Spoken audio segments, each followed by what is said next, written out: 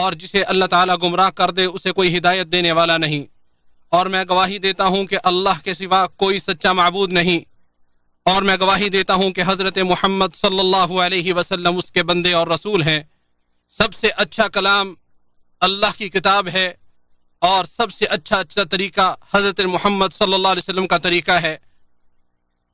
اے لوگو جو ایمان لائے ہو، اللہ سے ڈرو جیسے اس سے ڈرنے کا حق ہے، اور تم ہرگز نہ مرو مگر اس حال میں کو تم مسلمان ہو۔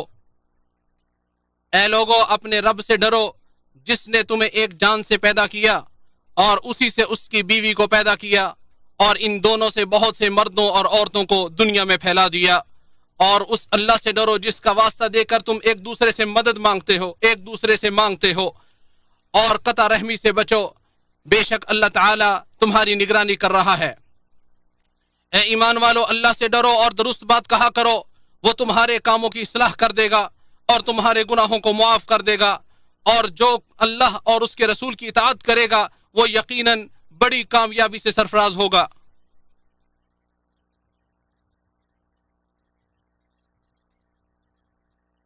سب سے اچھا کلام اللہ کی کتاب ہے، اور سب سے اچھا طریقہ چال چلن حضرت محمد صلی اللہ علیہ وسلم کا طریقہ ہے، اور بدترین کام وہ ہیں جنہیں شریعت میں اپنی طرف سے جاری کیا گیا۔ ہر ایسا کام بدعت ہے، اور ہر بدعت گمراہی ہے، اور ہر گمراہی آگ میں لے جانے والی ہے۔ اے مومنو، شرم و حیا دین اسلام کی عظیم ترین خصلتوں اور اللہ کے نیک بندوں کی اعلیٰ و عرفہ صفات میں سے ایک ہے، جو کہ انسان کو فضیلت والے کاموں کو اپنانے اور گھٹیا کاموں کو ترک کرنے پر آمادہ کرتی ہے، اور شرم و حیا ہی سے دل و جان کی حیات جاودانی ہے، اور جس کی حیا کم ہو جاتی ہے اس کے تقوی و ورع میں کمی واقع ہو جاتی ہے، تو جس قدر تقوی و ورع کمزور ہوتا ہے اسی قدر انسان کا دل بھی مردہ ہو جاتا ہے۔ اور شرم و حیا اعلیٰ اخلاق اور مکمل بہترین حالات کی اصل اور جڑ ہے، اور شرم و حیا کے پیکر انسان کی طرف خیر و بلائی یوں تیزی سے بڑھتی ہے جیسے کسی بلند مقام سے پانی کا بہاؤ نشیبی زمین کی طرف آتا ہے۔ جیسا کہ نبی صلی اللہ علیہ وسلم نے فرمایا، شرم و حیا خیر و بلائی کی ہی داعی ہے، اور مزید فرمایا شرم و حیا میں صرف خیر ہی خیر ہے۔ اور شرم و حیا نہایت عقل مند اور تہذیب یافتہ شخص کی نشانی ہے، اور انسان کے لیے شرم و حیا وہی حیثیت رکھتی ہے جو حیثیت درخت کے لیے اس کی چھال کی ہوتی ہے، اور جب اسے اتار دیا جائے وہ خراب ہو جاتی ہے اور درخت کو بھی خراب کر دیتی ہے، پھر اسے اکھاڑ پھینکنے کے سوا کوئی چارہ نہیں رہتا۔ اور شرم و حیا ایمان کا حصہ ہے، اور دل میں ایمان کے وجود کی علامت ہے، جیسا کہ نبی کریم صلی اللہ علیہ وسلم نے فرمایا، ایمان کے 70 سے زیادہ شعبے ہیں، ان میں سے سب سے افضل لا الہ الا اللہ کا اقرار ہے، اور سب سے چھوٹا درجہ کسی اذیت دینے والی چیز کو راستے سے ہٹانے کا ہے، اور حیا بھی ایمان کی شاخوں میں سے ایک ہے۔ اور اسی طرح آپ صلی اللہ علیہ وسلم نے فرمایا، بلا شعبہ حیا اور ایمان دونوں ایک ساتھ جڑے ہوئے ہیں، اس لیے جب ایک اٹھا لیا جائے تو دوسرا بھی اٹھا لیا جاتا ہے۔ اور مزید آپ صلی اللہ علیہ وسلم نے فرمایا، ہر دین کسی امتیازی اخلاق کے ساتھ متصف ہوتا ہے، اور اسلام کا امتیازی اخلاق حیا ہے، یعنی اس سے مراد وہ فطرتی عادت ہے جو اس دین میں مشروع ہوتی ہے اور امت کو اسے اپنانے کا حکم دیا جاتا ہے، اور اس پر دین کے احکام کا دار و مدار ہوتا ہے۔ اور شرم و حیا کے دائرے سے نکلنے والا انسان بد زبان بن جاتا ہے، جیسا کہ نبی کریم صلی اللہ علیہ وسلم نے فرمایا، حیا ایمان سے ہے، اور ایمان والا شخص جنت میں ہوگا، بد کلامی والا شخص جو ہے وہ اکھڑ پانا والا شخص وہ جہنم میں ہوگا۔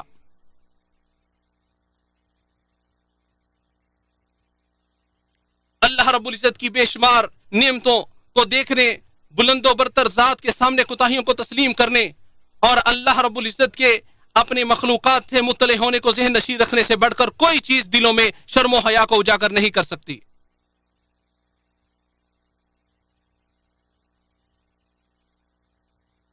مردوں و خواتین کی خوبصورتی صرف اور صرف حیا میں ہے۔ نبی کریم صلی اللہ علیہ وسلم نے فرمایا، جس چیز میں بھی بے حیائی آتی ہے اسے عیب دار کر دیتی ہے، اور جس چیز میں حیا آتی ہے اسے زینت بخشتی ہے۔ اور جس شخص سے حیا ختم ہو جاتی ہے پھر اسے کوئی پرواہ نہیں ہوتی کہ وہ کس گھٹیا کام کا ارتکاب کر رہا ہے، اور کس کبیرہ گناہ کو انجام دے رہا ہے، اور کس گناہ میں ملوث ہو رہا ہے۔ اور جب اللہ تعالیٰ کسی بندے کو تباہ و برباد کرنے کا ارادہ کر لیتا ہے تو اس سے شرم و حیا چھین لیتا ہے، پھر ایسا شخص قابل نفرت اور ناپسندیدہ سمجھا جاتا ہے۔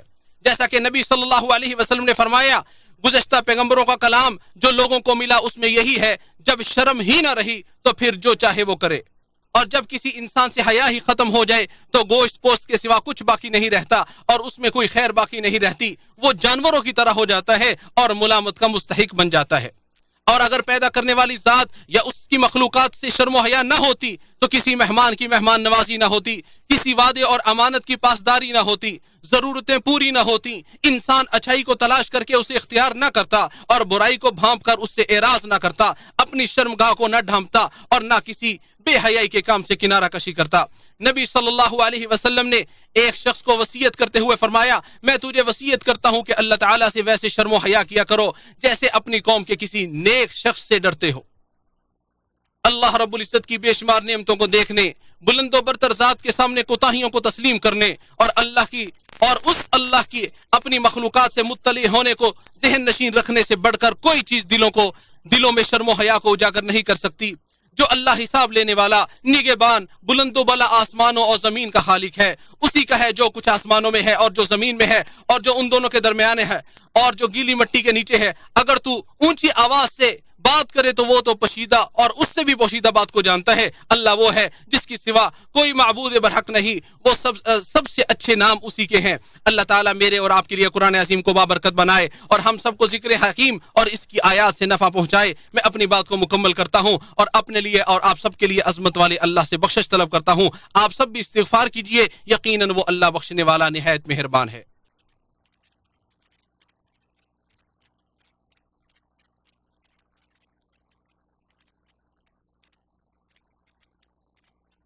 تمام قسم کی پاکیزہ و بابرکت بہت زیادہ تعریفات اسی اللہ کے لیے ہیں جیسے وہ اللہ پسند کرتا ہے, اور بہت زیادہ درود و سلام نازل ہوں مخلوق میں سے سب سے افضل ہستی محمد بن عبداللہ صلی اللہ علیہ وسلم پر اور آپ کی آل اور صحابہ کرام اور تمام اور اللہ کے ہر محبوب بندے پر.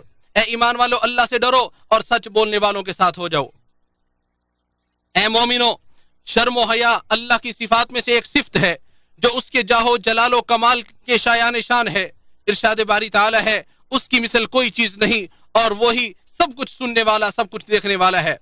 بس رب ذوالجلال کی حیا کا ادراک نہ ہمارا فہم و شعور کر سکتا ہے اور نہ ہی ہماری عقلیں اس کی کیفیت کو بیان کر سکتی ہیں. بس اس کی حیا جود و کرم, احسان و بلائی اور جلال و کمال والی حیا ہے. اللہ رب العزت, اللہ سبحانہ و تعالی بہت ہی حیادار اور سخی ہے. اگر بندہ اس کے دربار میں اپنا ہاتھ پھیلاتا ہے تو وہ اسے خالی لٹانے میں شرم محسوس کرتا ہے. اگر کوئی اسلام کے سائے میں بزرگی کی عمر کو پہنچ جاتا ہے تو ایسے بزرگ کو عذاب دینے میں شرماتا ہے. بس پاک ہے وہ ذات کہ بندہ گناہ کرتا ہے اور وہ شرم کرتا ہے, اور جو اللہ سے شرم کرتا ہے اللہ بھی اس سے شرم کرتا ہے. اور اللہ سے شرم کرنے کا معنی یہ ہے کہ اس کی ذات اقدس کی تعظیم کی جائے, اس کی محبت کو سب پر مقدم کیا جائے اور اس کی ناراضگی کے اسباب سے دور رہا جائے. رسول اللہ صلی اللہ علیہ وسلم نے فرمایا, اللہ سے کما حق حیا کرو. ہم نے کہا, اے اللہ کے رسول, الحمدللہ ہم اللہ سے حیا کرتے ہیں. فرمایا, حیا ایسے نہیں ہوتی بلکہ اللہ سے حیا یہ ہے, سر اور اس میں جو کچھ ہے اس کی حفاظت کرو, پیٹ اور اس میں جو کچھ ہے اس کی حفاظت کرو, اور موت اور اس کے بعد جسم کے بوسیدہ ہونے کو یاد کرو. اور جو آخرت کا طلبگار ہوگا وہ دنیاوی زیب و زینت کو ترک کر دے گا. اگر کوئی ایسا کرتا ہے تو گویا اللہ عز و جل سے کما حق شرم و حیا کرتا ہے. اور اللہ کے رسول صلی اللہ علیہ وسلم ایک پردہ نشین کنواری دوشیزہ سے بھی زیادہ شرمیلے تھے, اور آپ صلی اللہ علیہ وسلم جب کسی چیز کو ناپسند کرتے تو اس کا اثر ہم آپ صلی اللہ علیہ وسلم کے چہرے سے محسوس کرتے. اور عظیم شرم و حیا یہ ہے کہ ایک انسان دوسروں کی فحش و بدگاری کو دیکھ کر بھی شرم محسوس کرے. حضرت فاطمہ بنت عتبہ نبی صلی اللہ علیہ وسلم سے بیعت کرنے کے لیے آئی تو آپ نے ان سے اس بات پر بیعت کر لی کہ وہ اللہ کے ساتھ کسی اور کو شریک نہیں کرے گی, چوری نہیں کرے گی اور نہ ہی زنا کرے گی. تو انہوں نے مارے شرم کے اپنا ہاتھ اپنے سر پہ رکھ لیا تو آپ صلی اللہ علیہ وسلم نے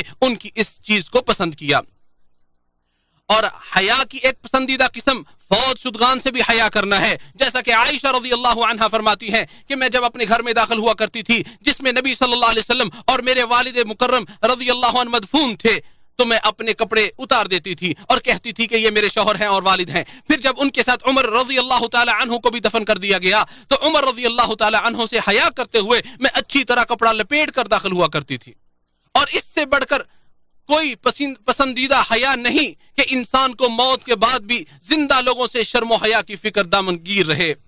جیسا کہ سیدہ فاطمہ الزہرا رضی اللہ تعالی عنہ جب مرض الموت میں مبتلا ہوئیں تو اسماء بنت عمیس رضی اللہ عنہا آپ کی عیادت اور زیارت کے لیے تشریف لائیں. حضرت فاطمہ رضی اللہ عنہا نے حضرت اسماء رضی اللہ تعالی عنہا سے کہا خدا کی قسم مجھے اس بات سے شرم محسوس ہو رہی ہے کہ کل میرے جسم کو چارپائی پہ رکھا جائے گا اور مرد مجھے کندھا دیں گے، اور اس وقت میت کی چارپائی اس پاٹ لکڑی سے عبارت تھی جس پر میت کو رکھا جاتا تھا اور اس کے اوپر کپڑا ڈال دیا جاتا تھا، لیکن جسم کے خد و خال نمایاں رہتے تھے. تو سیدہ اسماء رضی اللہ تعالی عنہا نے ان سے کہا کیا ہم آپ کے لیے وہ چیز نہ بنا دیں جو حبشہ میں ہم نے دیکھا تھا؟ پھر انہوں نے آپ کے لیے صندوق کے مشابہ ایک ایسا تابوت تیار کیا جو چاروں طرف سے ڈھکا ہوا تھا. پھر کھجور کی تر ٹہنی منگوائیں اور اس کو ٹیڑھا کر کے تابوت پر رکھا اور پھر اس کے اوپر ایک اور وسیع بڑا کپڑا ڈال دیا، چنانچہ اس سے جسم کے اوصاف ظاہر نہیں ہو رہے تھے.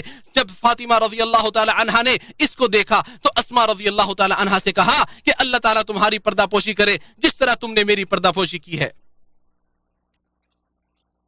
ابن عبد البر رحمہ اللہ فرماتے ہیں فاطمہ الزہرا رضی اللہ عنہا اسلام کی وہ پہلی خاتون ہیں جن کی چارپائی کو اس طریقے سے ڈھانپا گیا.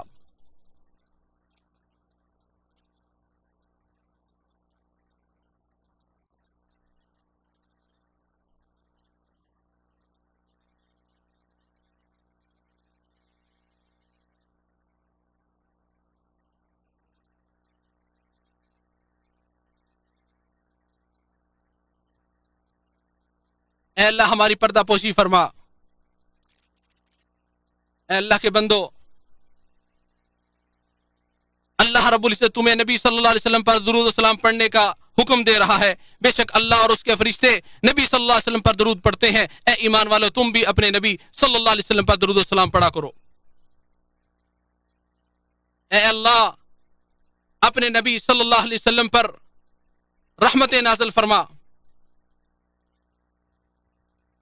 اے اللہ خلفائے راشدین پہ سے راضی ہو جا،